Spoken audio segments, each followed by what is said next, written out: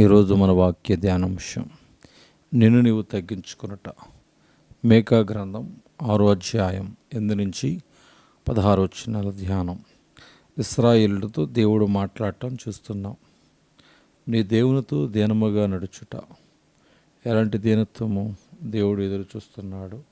విరిగి నలిగిన హృదయము నుండి వచ్చు దీనత్వం. ఇదే నిజమైన దీనత్వం. స్వాభావికమైన మనస్సు నుండి వచ్చు దీనత్వం. మరొకటి కలదు, కానీ అది వేషధారణ. తప్పు త్రాచు, తప్పు రాళ్ళు ఉంచుకొని నేను పవిత్రుడనగుదనా? ఈ ప్రజలలో కొంతమంది దీనులు, కానీ వారి ఎండలో తప్పు త్రాసులు ఉన్నాయి. దేవుడు తప్పుడు కొలతలను ద్వేషించుచున్నాడు. మన ఎండలో తప్పుడు డబ్బు పెట్టుకుని భక్తిని ప్రదర్శించడం ప్రయోజనం లేదు. మన దీనత్వంలో మనం సంపూర్ణముగా ఉండాలి. విరిగి నలిగిన మనస్సుతో తన్ను తాను తగ్గించుకున్న వారిని దేవుడు మెచ్చుతాడు. మన ఒప్పుకోలులో మనం సంపూర్ణముగా ఉండవాలని కోరుతున్నాడు. మన దీనత్వములో విరిగి నలిగిన మనస్సును కోరుచున్నాడు. ఒక క్రైస్తవుడు పగటి వెలుగులో బాహాటముగా జీవిస్తున్నాడు. అతనిలో దాచబడిన పాపం ఏదీ లేదు.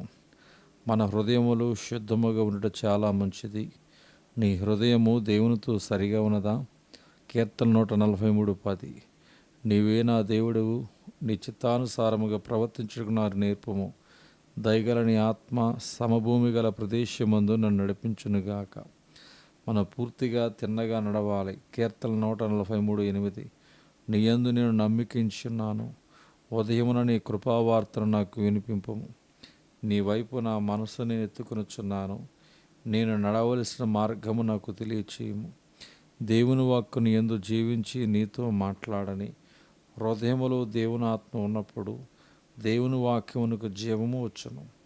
దేవుని వాక్యం మాట్లాడటం ప్రారంభిస్తుంది.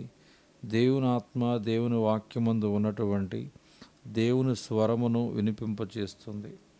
దేవుని ఆత్మ నిన్ను తిన్నగా నడిచే స్థలమునకు నడిపిస్తుంది. ఒమ్రీ నీతిమంతుడు కాడు. అతడు కొన్ని సిద్ధాంతములు ఏర్పాటు చేస్తున్నాడు. అతని కుమారుడైన అహాబు దేశములకు బయలు ఆరాధన ద్వారా తప్పుడు జీవిత మార్గమును ఏర్పాటు చేశాడు. ప్రజలు ఒమ్రీ సిద్ధాంతములు వెంబడిస్తూ అహాబు యొక్క జీవిత విధానాన్ని బట్టి నడుచుకున్నప్పుడు దేవుడు వారిని ఎలాగ ఆశ్రయించగలడు? నీ పాపములంటిని ఒప్పుకున్నప్పుడు న్యాయమైన ఉద్దేశంలోనికి నీవు నడిపించబడతావు.